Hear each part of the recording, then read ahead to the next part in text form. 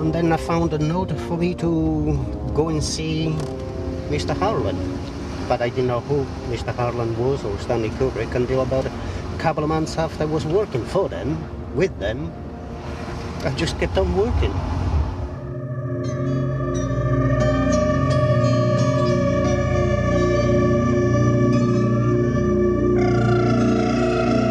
Emilio is rapidly becoming super legend. Every now and again he retires. Emilio had given him 3 years' notice. This was not enough because Stanley consistently ignored Emilio's warnings. You know, it's 2 years, Stanley, 1 year, Stanley, 6 months, Stanley. Stanley came out the door, and the first thing I have to say that struck me is how small he was. He had taken on mythic proportions in my mind, and he was actually this little, quite scruffy man. Well, he's sort of scruffy. And he had the most extraordinary eyes you've ever seen on a human being.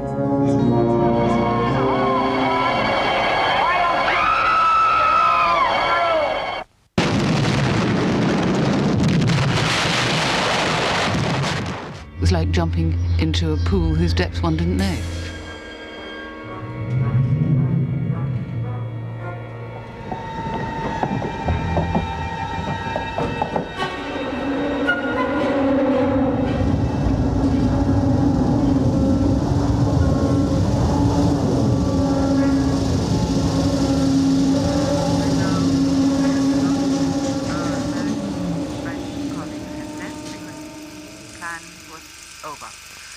And they all went back to America. But we stayed because we wanted our children to keep going to school here, and they were English by then. And we felt at home here. We've had a wonderful childhood, totally special, but at the same time it's been completely anonymous. Nobody knows our faces until now. Nobody knew Dad's face. He had the best of being famous, is that he was terribly famous and yet he was completely anonymous. I would say that considering that he could go into M&S in St Albans and nobody would bother him, I think that was wonderful. Stanley very sensibly divested himself of the behaviour of fame. And the result of that was, ironically but not unpredictably, to render his doppelganger the mad recluse of St Albans. The definition of recluse in the press is that he didn't speak to them. He spoke to everyone else. I mean, it's just not true. It's a very strange position to be in, having to defend how you live and having to explain that your father was not this weird person. He was unusual, yes. He was maybe even eccentric in some areas, but I'm sure we all have eccentricities. And if you take the fact that he didn't care much about clothes and how he looked, his life was in his head and his imagination and his work. He didn't consider it retreating. His home was where not only he and his family lived. His wife was an artist, so she worked there at home. He worked at home. His editing rooms were at home. His projection rooms were at home. He did most of his pre and post, all of his post-production at home.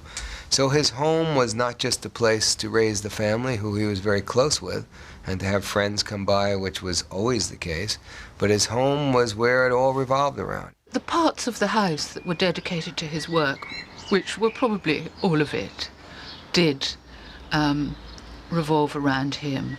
And there were people constantly doing things that seemed to me very mysterious, but were clearly to do with how takings were going in Bangkok or whatever it was. I'm not sure that the kitchen didn't revolve around the dogs. Undoubtedly, one felt the ubiquity of his wife. So I think that there's a balanced double heart of that enormous setup. When I first went there, I was actually depressed because there were these beautiful, large, bright canvases signed Kubrick. And I thought, oh, God, he's a master artist as well. But then I found that these were his wife's paintings. She just signed them Kubrick. And occasionally, if we were stumped, Stanley would light a ciggy and he'd say, how about a bit of fresh air, Brian? Okay. So he'd open a door onto his rolling acres and take 10 paces out, Stanley puffing very heavily, and there Mrs. Kubrick would be sitting, painting at her easel.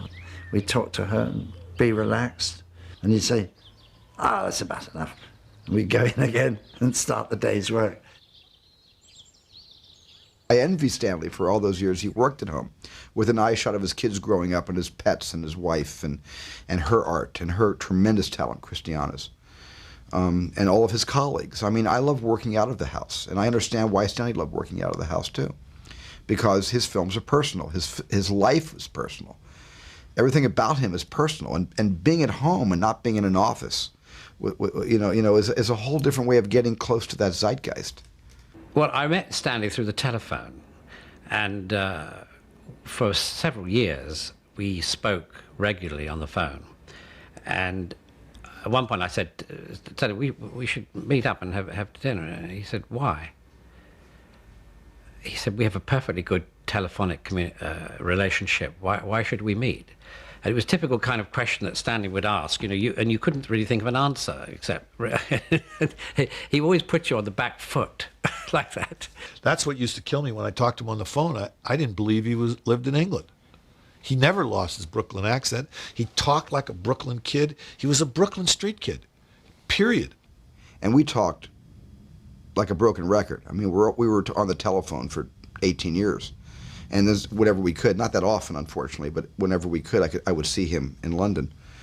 And he picked my brain for those 18 years, and I picked his. And he was constantly looking for information, and about filmmaking. I mean, he was obsessed with every aspect of it. I mean, he loved films. I mean, and he was extremely generous. If he liked one of my films, he would be on the phone right away saying how much he admired it and how did you do that shot. On Full Metal Jacket, he had every take on a different television screen with a different computer tower, with different tape unit, different 3/4-inch feed. And he would compare take 1 to take 31 with all these monitors and all these 3/4-inch tape machines. And during Full Metal Jacket, when we talked, he would just rave about how easy it is to compare performance, to compare Lee Ermey's performance on take 5 and then take 25, because he had the monitors right next to each other. Total gadget freak, I think he was. I kind of supplied him with a lot of toys. Had to be the latest, the newest. Sort of the toys of our trade were all over Stanley's kitchen, in his workspace. The most wonderful, there's a better one coming out. Flat tins of film, like great big metal pills. Total sucker for that. Machines which were completely arcane. He felt silly being like that sometimes. We might as well have been in a rocket. But he couldn't resist it. This was absolute his candy. I wonder if he was really worried about overload. That he was so keen to take stuff in that if he didn't in some way reduce the amount of input, it might have driven him crazy. Because he didn't have any of the obvious symptoms of the paranoidly deranged. I mean, it's clear that he had a long and, in biblical terms, fruitful marriage, that he got on with his extended family, many of whom worked for him, that people, including Emilio, came back and back to work for him who didn't have to, that he did have friends and contacts all over the place. So it wasn't a kind of world-hating kind of reclusivity. It was almost as though he had quite enough coming in as it was, and that if he didn't control that in some way, either he would waste all his time or he would just be driven, balmy by overload. He was running too many programs at the same time.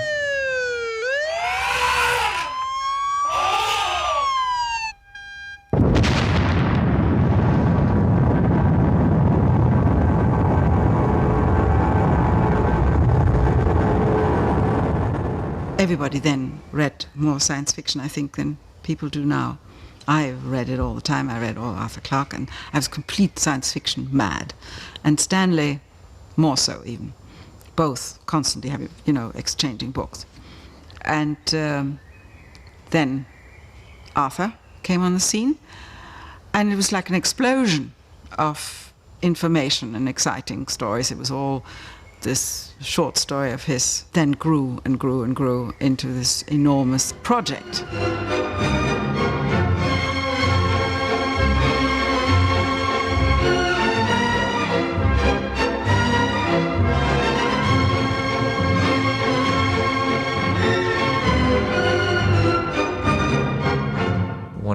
most dramatic moments in my life is, and I'll never forget, it was 2001 when I was on my father's shoulders, because it was just sold out in this biggest theater I'd ever been to in my life, and it was my sister's birthday, my little sister's birthday, and they took us to see 2001: A Space Odyssey, the whole family. And movies were kind of a big deal in our family, and I sat on my father's shoulders through this picture. And even at 7, you don't comprehend, but even then it had this impact on my life. I found myself lying in the front in the yard at night in the snow and looking up at the stars and thinking, what am I going to do with my life? What is it about? What is going on? Why am I here? It was really a hand-knitted film. No computer work at all, and guessing what the world would look like. He didn't know. Nobody knew. I hadn't seen it yet. It was pretty close to the way it then did look. Not blue enough, but pretty close.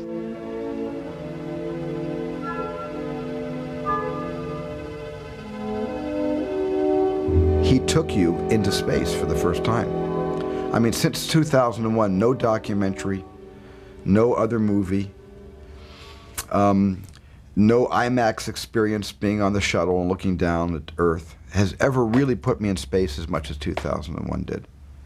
It made me fear it and made me want it so desperately. Want to be part of that great mystery. Want to be at the forefront of the pioneers that would discover, the monolith and Stargate and what lies beyond. I think Close Encounters and E.T., and especially Star Wars, probably wouldn't have existed in the form you experienced them without 2001: A Space Odyssey. I mean, my God, that was maybe, for me, his most realistic movie that he had ever made. And I think his second most realistic movie that he ever made for me was Clockwork Orange, where it was like reading the newspaper today. Stanley was very insulted by the reaction and hurt. And then the reason the film was withdrawn was because we got so many threats that the police said we really must do something. And he withdrew it, both artistically hurt as also scared. He didn't want to be misunderstood and misinterpreted, and you also don't like to get death threats for your family and everybody. They were very serious. Very serious. It was literally frightening because you felt these people around the house, and suddenly we weren't allowed to go in the front yard unless we had to, and, driven to school, and it all got quite hard. It's difficult to believe, looking here at this exquisite privacy, that you felt that your lives were somehow in danger. It was. That's not paranoia. Was on paper. Many times over, we got very strange threats from groups as well as individuals. And someone sent a brown paper bag with a sculpture of Clockwork Orange in it, ticking. That was a fan. It was uncomfortable. It was difficult for the children. And we wanted to stay in England. And so, don't show the film. I'm sorry, but we don't usually let strangers in.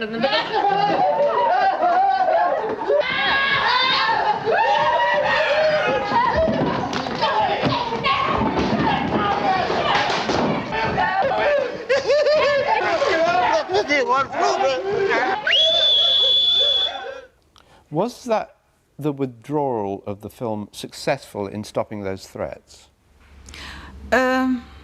Yeah, at once. It was. That request of Stanley's went on for many years. At the beginning, it was not a contractual request.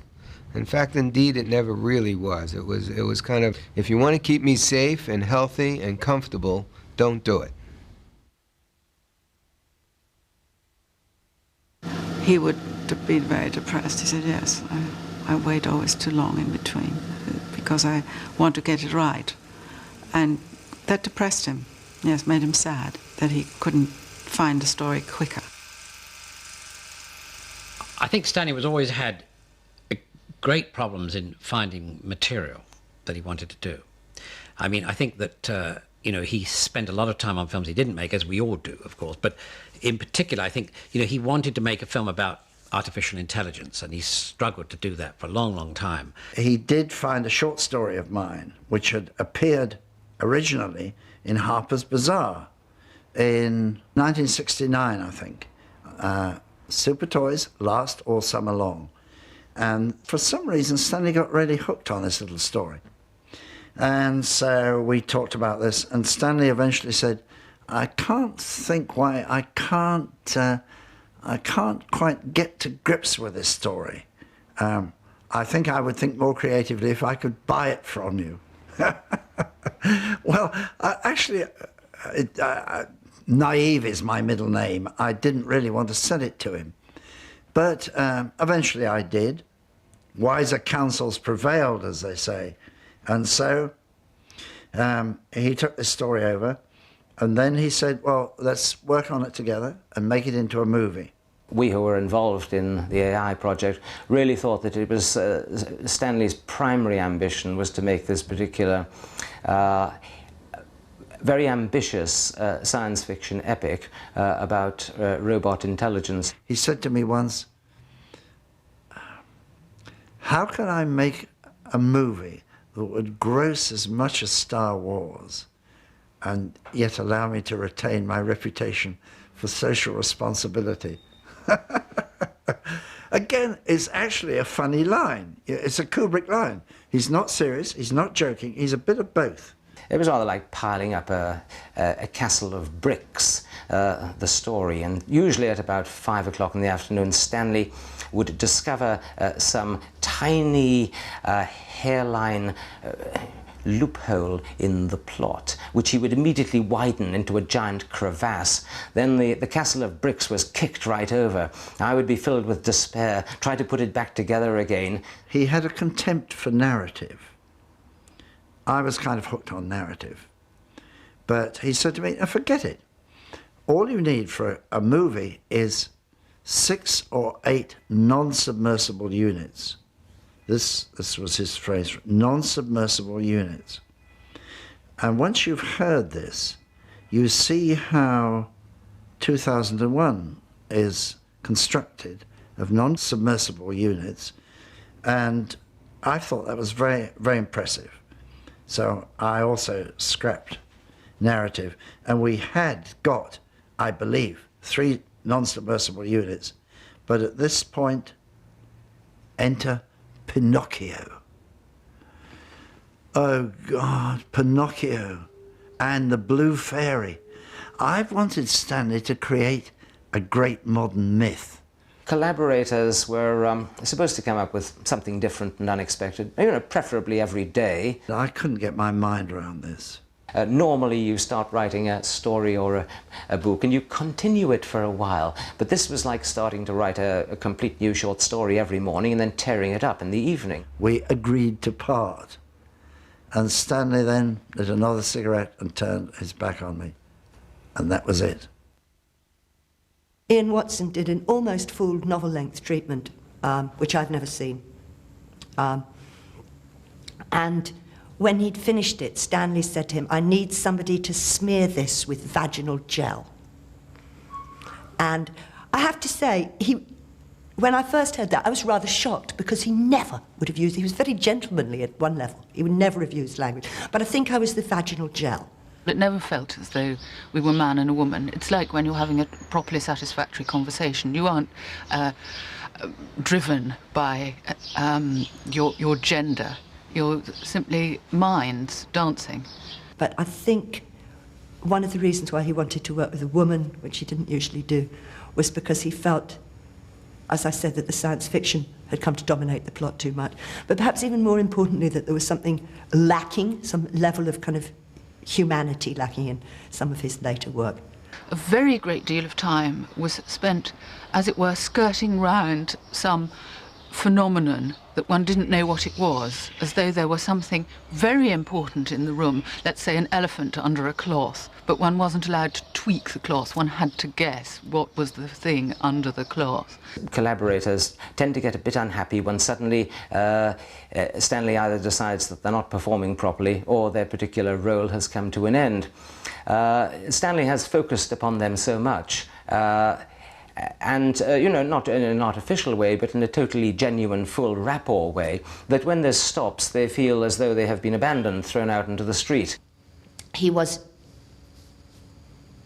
absolutely unaware of the normal frustrations of middle-class, not particularly rich life. You know, computers did not break down. Why hadn't I got it fixed? Why didn't I have a competent fixer? Why hadn't I sent for them already? Why was my printer not working? You know, so that I wanted it at 10 o'clock. I wanted it there when I woke up, he said to me once. I wanted it there when I woke up. And I said, well, yeah. But it wasn't. It wasn't because I hadn't done it or because I was lazy. Well, whether it was Sarah Maitland or Ian Watson, he wanted a different brain to add to his. He was incredibly smart and very inventive, but you know, he didn't think he knew everything or had all the ideas, so he was very appreciative of other people's good ideas. He got the plumber in, actually. You know, the writers, and I suspect other people who wrote for him, were the plumber. And I think that's why a lot of people ended up being very hurt, actually, by him. He was a general, and his army, and generals have that tendency to be dictatorial. You know, there were real conflicts. And I think there were conflicts in the way he worked, too. That he appeared to have enormous respect and enthusiasm for different people's work, but then he actually didn't want their work. He only wanted his work.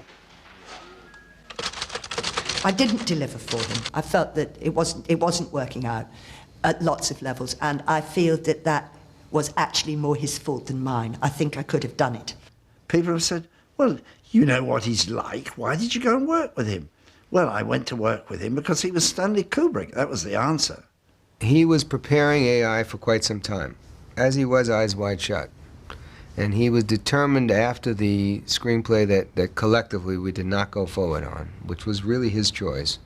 He decided to be having more than one choice the next time. So he took that extra year or two and was working on two projects at the same time. One was Eyes Wide Shut, and the other was AI.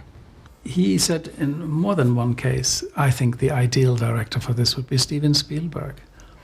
If I do it, it may be too stark. I may emphasize too much the philosophical side. He told me I couldn't show the storyboards to anyone. I couldn't tell anyone what the story was about. And I didn't. I didn't tell anyone. Didn't tell anyone. And I mean anyone. And it was at that time that he said, I got an idea. Why don't I produce it? You can direct it. And I saw dollar bills in front of my eyes. I saw Stanley Kubrick directing Eyes Wide Shut, and somewhere simultaneously or shortly thereafter, Steven Spielberg directing the Stanley Kubrick movie AI. He didn't say, it has to be this way. He'd say, what would you do? And then he'd say, here's what I would do. What if we took this piece of your idea and this piece of my idea? I mean, he was amazingly collaborative. It needs a brilliant director. Otherwise, it doesn't work at all. Yeah, but yeah, if you have somebody like Steven Spielberg, I mean, this could fly. This could be the most amazing story. You're asking what it was in Stanley that gave him that authority, and I would just say that he had it like a divine, like he had it because he didn't work in an area where he felt he knew less than anybody else. He worked where he felt he knew more. He could come in the set after lunch and say, who's messed with the light? And Larry, the cameraman, would say, nobody's messed with the light, Stanley. Yeah, it's not the same. It's not the same. And Larry would go to each electrician. There are 4 electricians. Say, is your dimmer in the same place? Yes, on the same place. Is your dimmer? Yes. Yes, your dimmer? Yeah. Stan would say, get the meter out. Get the meter out. And it was an 1/8 of a stop different or something. But he just had, he could tell it. Every film he's ever made, the craft is impeccable. The dolly shots, the crane moves, the zooms on Barry Lyndon, the framing, the lighting, the hot windows as backlight. You know, there's the compositions. I mean, the exact compositions. You had to hit your mark precisely to please Stanley so he'd get his painting, the painting he was putting on canvas for you to appreciate. It had to be perfect. His choice of lenses, his Steadicam work in latter year films, impeccable, the best in history. His method was to come onto a set, which of course he had carefully planned, and look at it. And it wasn't until he saw it that he knew what he could do with it. He would tend to start with a close shot, you know, as a way to enter into the sequence. He would start with something close, something small, and then work his way out. He always had to discover his images through this immense system of trial and error. The thing that I've learned from Stanley technically is how to shoot things in masters, how to trust the audience to be the film editor sometimes, and how to trust the audience to decide who they want to look at and when. You can look at Stanley's films and say, there's a cool theatricality here that I admire but don't particularly respond to emotionally. Or you can say, look at the genius Mr. Torrance in the way this is ordered and the architecture of this movie. One is not necessarily right and the other wrong. Now, if you're saying in order to do that, was there some spontaneity that got missed? Perhaps. I don't know. But in Stanley's opinion, and most of the world's, the trade-off was more valuable. That what he got by creating this architecture in a very studied way was preferable to the slightly more spontaneous, closer to reality behavior, let's say, that you see in most other movies. He invited me over to see the soundstage that he was about to shoot The Shining on, and the soundstage I was about to build my main set from Raiders of the Lost Ark on. I saw a model of the set that I was on in the middle of the set. It was a very small model, a tabletop model, and I saw this man in rumpled clothes and a kind of a long open sweater and baggy pants and kind of work shoes, scuffing around with a, I guess you could call it a periscope of sorts. He looked in one end and the tip of this metal tip goes onto the set, and he had a Nikon screwed into the eyepiece, and he was sort of taking pictures of this model. He took me on a tour up through all the corridors through this eyepiece. He said, look through the camera and I'll guide the eyepiece. And he literally guided me on a tour, which if you wanted a jump cut ahead in time, it was the same shot behind Danny on his tricycle. And he was very, very proud of the model, but I wondered, why is he showing me a model when the set is already finished? It was all up there. You could still smell the paint drying. I used to send Stanley all of my films before I even showed him in the studio. I'd have somebody take the print to London. Stanley was his own projectionist, so he'd thread it up himself and he'd run the picture. We'd talk about the picture. And the only time in knowing Stanley that I had a chance to ask Stanley for that favor in return was Full Metal Jacket. And I asked Stanley, I said, Stanley, can I see Full Metal Jacket early? He said, well, wait to see it in the theater. It'd be better with an audience, see it with an audience. I said, well, Stanley, can I just look at it, before it comes out? And he said, gee, I'd rather you didn't. He was very nice about saying no. And then I said, well, Stanley, how is it you've seen 3 of my pictures in the last 5-6 years, and I haven't seen any of yours early, but I show you all mine early. He says, well, that's because I'm me and you're you.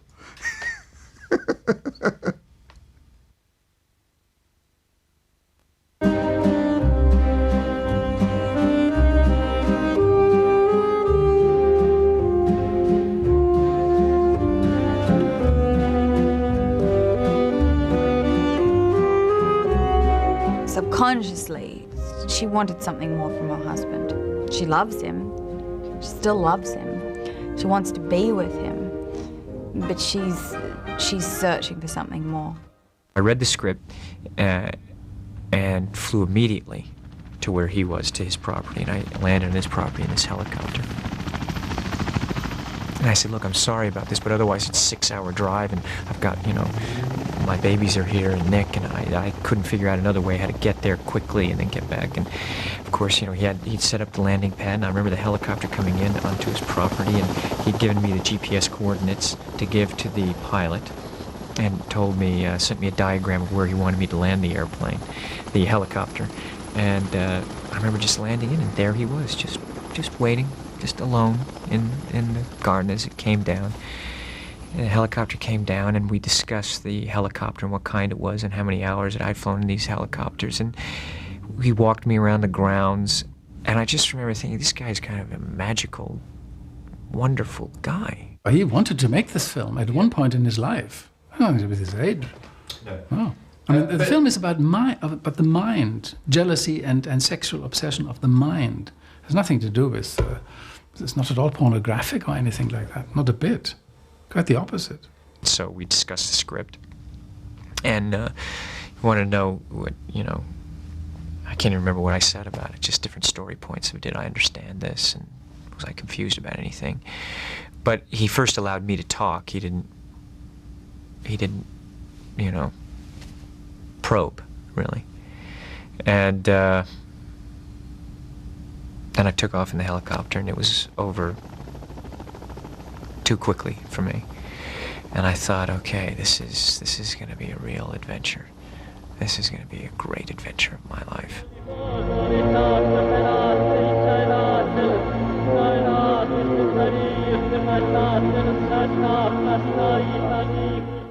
He wanted me to guess by whom it was, and about 2 days in, I did, but I didn't want to sort of spoil the fun. So we did a little bit of speculation, and then he said, who do you really think it's by? My generation at that time, I think I was not alone, we hated all that.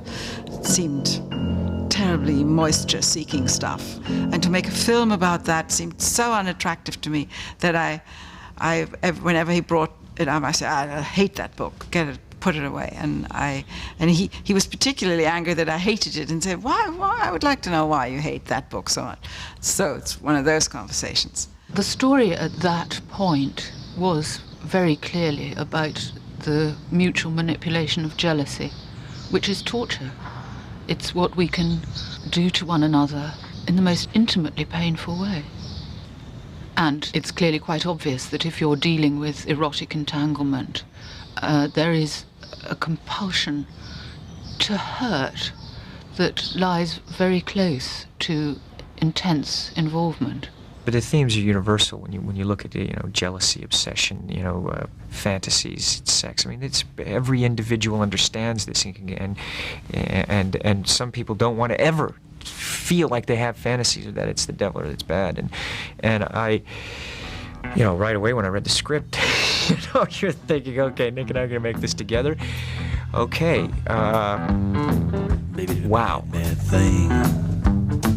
Baby did a bad thing. Baby did a bad thing. Baby did a bad thing. You ever love someone so much you thought your little heart was gonna break in two? I didn't think so. You ever try with all your heart and soul to get your lover back to you? I wanna hope so. You ever pray with all your heart and soul just to watch you walk away? We could invest aspects of our own relationship into this and our own understanding into these characters. Even though Stanley would say, well, that's just an added bonus, that was definitely something that he counted on and wanted, but never abused that at all, ever. Not once. As an actor, you set up, there's reality and there's pretend, and those lines get crossed, and it happens when you're working with a director that allows that to happen.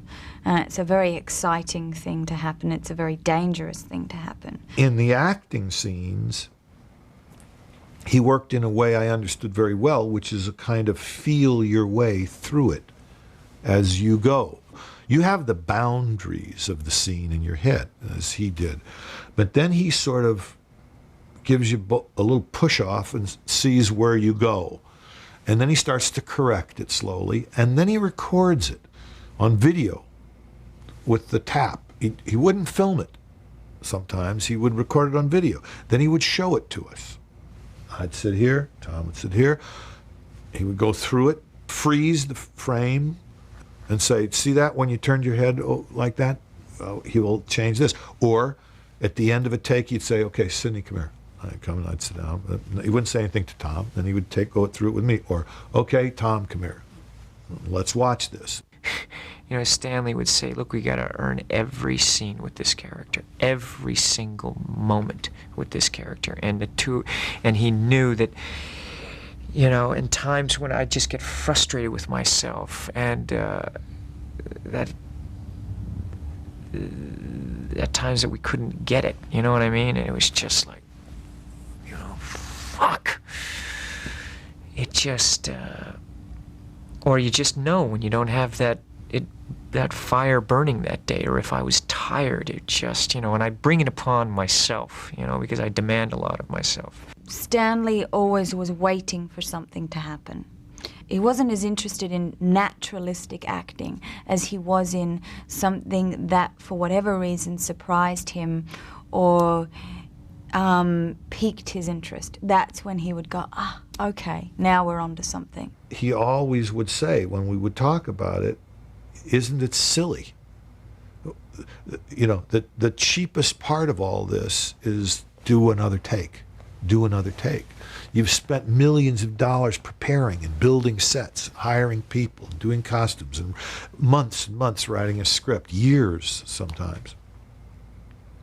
And then you get there and you quit on take 5, or take 6, or take 7. Isn't that silly? You don't know what's going to happen if you try 3 or 4 or 5 more. He would say, okay, you've done a few takes, now you can just do what you want to do.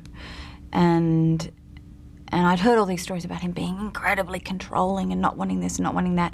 And at certain times he was very controlling. At other times he was pleased just, and particularly with the monologues, is when he allowed me just to really just get lost in Alice. And I think that's what happened. I mean, over the course of the year and a half, I just, you know, became that woman.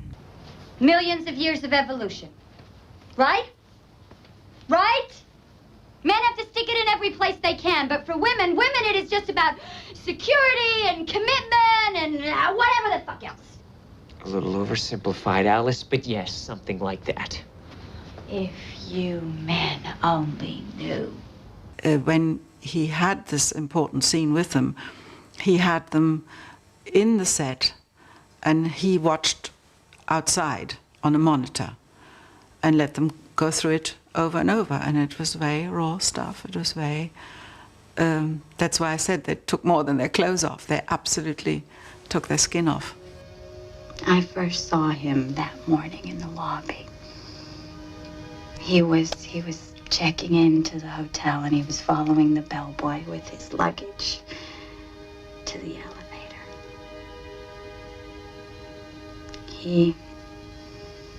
He glanced at me as he walked past, just a glance. Nothing more.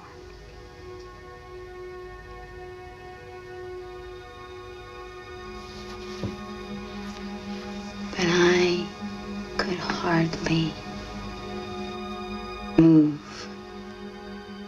Women know that they have that power if they're loved. Only then do they have it, to tease. He will revenge himself, only he has to go and actually try to do it. Good evening, sir. Good evening. Password, sir? Fidelio. Thank you, sir. You know you're not there for sex. You are running for your life because you've touched on that which is really a sin, a deadly sin.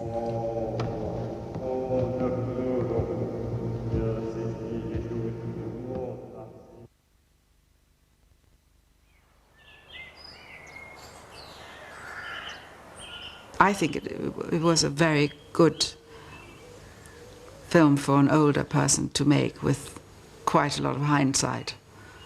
And you become softer and more honest with yourself as you grow older. And I think that Stanley was much more pessimistic, much more cynical as a very young man. I think most of us become nicer when we're older, more, even more mellowed. And he certainly was more optimistic than I sometimes was. He would be able to talk me out of any depression very quickly. He was very positive and incredibly not judgmental. He's often spoken of as this very severe thing. I never experienced him. I mean, we had the usual household nonsense and quarrels over should the dog be fed this or not, trivia. But we didn't have serious rows. And I think the overriding feeling he gave his family and other people is how very entertaining Stanley was. I think he was the most I was the best entertained woman ever. And I think I was also the best loved one. So I feel very alone now. The difficulties of accepting the reality of his death is it's very hard to feel that he isn't going to suddenly phone up. I've got it when I'm here. When I'm here, it's so different. The reminders of his not being here are so clear. I spent weeks practically the whole time since he died having to deal with issues and matters to do with him not being there. But when I'm home, life is, everything is the same. So it's really hard to accept that the phone isn't going to ring or he's going to fax me. And I can't get rid of his fax number on, I have a computer with a phone book in it. And I can't bring myself to erase him. Just those things. It's so hard to believe he isn't on the end of a line somewhere. For me, meal times were always amazing because it would consist of, what are you doing? How are the boys? Did you hear? Did you know some incredible juicy piece of gossip that he'd picked up? And how do you figure out such and such? And when he left, when the mealtime was over, you invariably had laughed, learned something, had to think about something more deeply than you might otherwise have done, thought, okay, I'll deal with that in the morning. And the other thing is that when you have a problem and you think, oh, I'll call Daddy and he can tell me, can't do that anymore. I didn't believe it. And I didn't want to believe it because it just seemed wrong. Didn't seem like the right time. He seemed to have too many other things to do and say. And it's still very, sorry. Even when I went to the funeral, I was not in a good way, and I was very concerned about Nick and very concerned about Christian and his family, and concerned about the movie, because I know what it meant to him and what it meant to me, and my wife, my co-star, my love, and I still even went to the funeral thinking, somewhere it was, it was ridiculous because somewhere still inside I thought, and Nick and I were talking, that it's not true. Somewhere deep inside I wanted to believe this is not true, that I'm going to go and I will show up at the house and he will be there.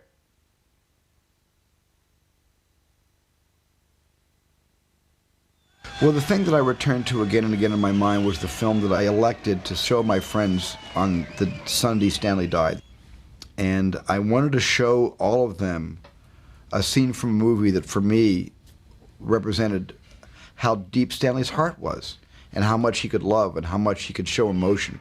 And so I put on the last scene from Paths of Glory where Christiana, who plays the German captive girl, stands up in front of all the French soldiers and sings that song. Als man ihm die Botschaft bracht, dass sein Herzliebchen im Sterben lag, Da ließ all sein Hab und Gut und eilte seinem Herzliebchen zu. And that isolated last scene so hit a chord with everyone in the room, and two people that night had never seen Paths to Glory but were still totally affected by that sequence. And we were all crying. As the soldiers were crying, we were crying. And that to me represented who Stanley was as a human being.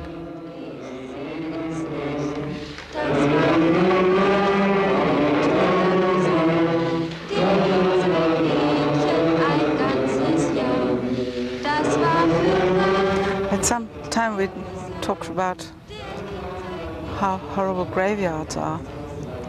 And so I decided he liked to sit over there all the time. So that's where we put his grave.